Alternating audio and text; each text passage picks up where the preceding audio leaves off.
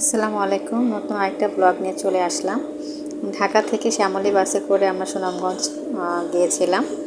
8 ঘন্টার জার্নি ছিল।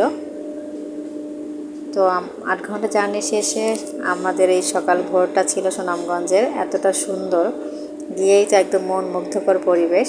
তো আপনাদের সাথে বোটটা শেয়ার করছি, দেখতে পাচ্ছেন এটা আমাদের বোট, একদম সুন্দর গ্রিন কালার কার্পেট দিয়ে সাজানো। তো যাওয়ার পরে আমরা গুড়ি গুড়ি বৃষ্টি পেয়েছিলাম, ওয়েদারটা খুব সুন্দর ছিল, যদিও পরে রোদেলা পরিবেশ পেয়েছি। যাওয়ার সাথে সাথে ওরা আমাদেরকে চা বিস্কিট দিয়ে আপ্যায়ন করেছিল।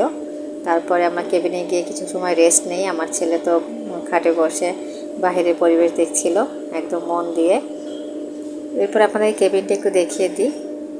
ছোট একটা কেবিন, সাথে ওয়াশরুম অ্যাটাচ ছিল, আর সাথে যে উইন্ডোগুলো কিন্তু খুলে আপনি বাতাস খেতে পারবেন, বাইরের পানি দেখতে পারবেন, পাহাড় দেখতে পারবেন। রুম থেকেও ভিউটা জাস্ট অসাধারণ লাগে। রুমে একটা লুকিং গ্লাস পাবেন, আয়না ছিল, তারপরে ফ্যান। তো সকালে এটা হচ্ছে আমাদের সকালের নাস্তা, খিচুড়ি, ডিম ভুনা, আচার, সালাদ ছিল। তো নাস্তা খেতে খেতে আমরা চলে যাচ্ছিলাম শিমুলতলা বাগানে। তো বোট কিন্তু চলছিলই। নাস্তা খাওয়া শেষ করে একটু বোটের সামনে এসে বসি, বাহিরের পরিবেশটা দেখব বলে। আসলে প্রকৃতির সৌন্দর্যটা আমার মনে হয় না ভিডিও দিয়ে বোঝানো সম্ভব।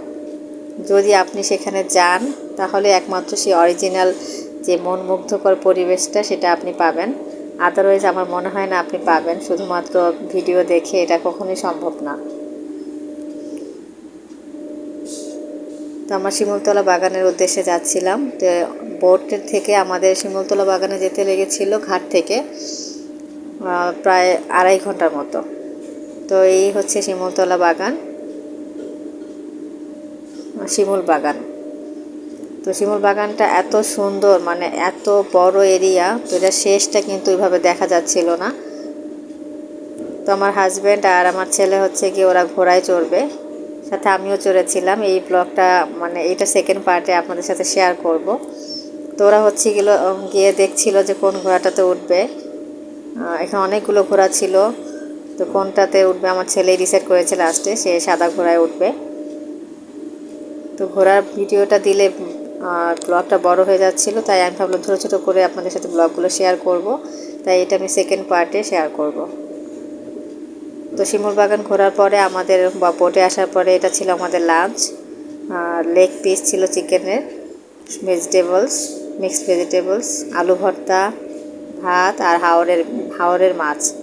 হাওরের একদম তাজা তাজা মাছ, খেতে খুবই সুস্বাদু ছিল এবং বোটের প্রতিটা খাবারই খুব মজা ছিল।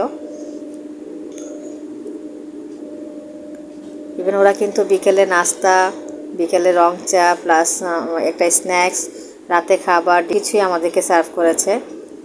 তো পরবর্তী ব্লগে দেখার আমন্ত্রণ রইল। আল্লাহ হাফেজ।